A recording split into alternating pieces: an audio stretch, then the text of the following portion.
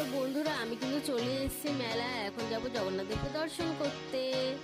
তো দেখো জগন্নাথ দেবকে কিন্তু আমরা দর্শন করতে চলেই এসেছি, আর রথটাও কত সুন্দর সাজিয়েছে। এখন যাব মেলার ভেতরে। তো দেখো মেলায় এসেছি, আর বাচ্চাগুলো কি সুন্দর জাম্প করছিল।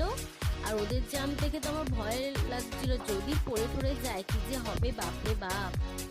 তারপরে দেখো কেউ ব্রেক ড্যান্সে ওঠেনি বলে আমিও আর সাহস করে উঠলাম না বন্ধুরা।